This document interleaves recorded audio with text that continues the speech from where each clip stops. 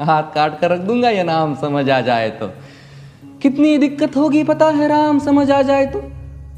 भाई राम राम तो कह लोगे पर राम सा दुख भी सहना होगा। पहली चुनौती ये होगी कि मर्यादा में रहना होगा। और मर्यादा में रहना मतलब कुछ खास नहीं कर जाना है, बस त्याग को गले लगाना है और अहंकार जलाना है। अब अपने राम लला के खातिर इतना ना कर पाओगे और शबरी का जूठा खाओगे तो पुरुषोत्तम कहलाओगे। काम क्रोध के भीतर रहकर तुमको शीतल बनना होगा। बुद्ध भी जिसकी इच्छाओं में बैठे वैसा पीपल बनना होगा ये सब कुछ, और वो भी शून्य में रहकर प्यारे। तब ही तुमको पता चलेगा कि कितने अद्भुत राम हमारे। सोच रहे हो कौन हूं मैं? चलो बता ही देता हूं।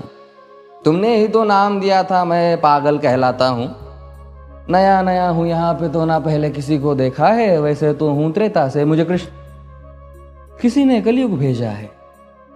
भाई बात वहां तक फैल गई है कि यहाँ कुछ तो मंगल होने को है कि भरत से भारत हुए राज में सुना है राम जी आने को है।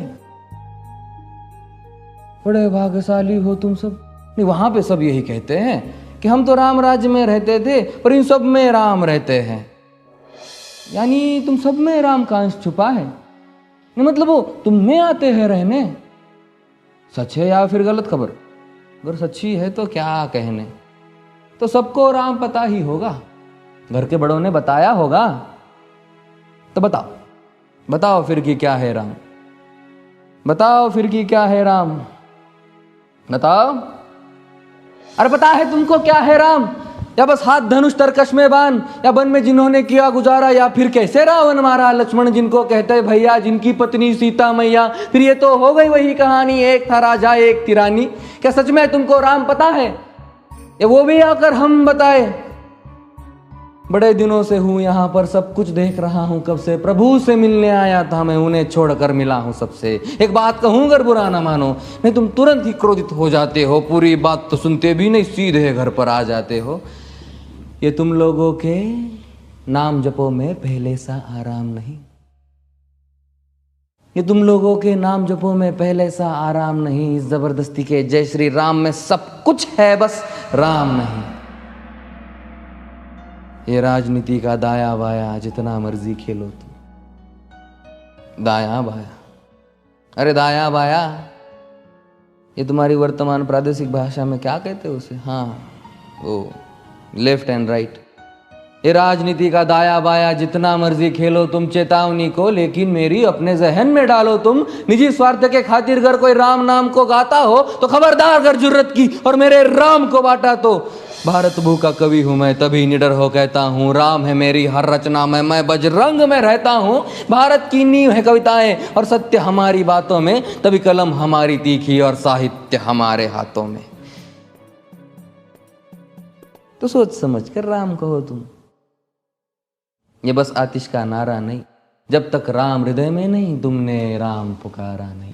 राम कृष्ण की प्रतिभा पर पहले भी खड़े सवाल हुए। ये लंका और ये कुरुक्षेत्र यूं ही नहीं थे लाल हुए।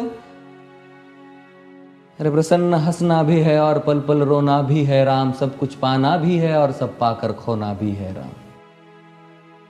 ब्रह्मा जी के कुल से होकर जो जंगल में सोए हो, जो अपनी जीत का हर्ष छोड़ रावण की मौत पे रोए हो। शिव जी जिनकी सेवा खातिर मारुत रूप में आ जाए। शेष नाग खुद लक्ष्मण बनकर जिनके रक्षक हो जाए। और तुम लोभ क्रोध अहंकार छल कपट सीने से लगा कर सो जाओगे तो कैसे भक्त बनोगे उनके, कैसे राम समझ पाओगे? अघोर क्या है पता नहीं और शिव जी का वरदान चाहिए। ब्रह्मचर्य का इल्म नहीं, इन्हें भक्त स्वरूप हनुमान चाहिए।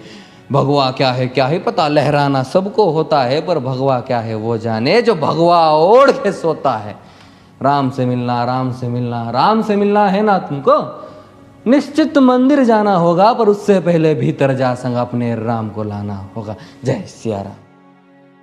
और हाँ, अवधपुरी का उत्सव है, कोई कसर नहीं, सब खूब मनाना। मेरे प्रभु है आने वाले, रथ को उनके खूब सजाना।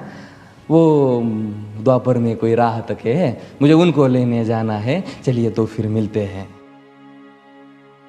हमें भी अयोध्या आना है। जय सिया राम। फिर से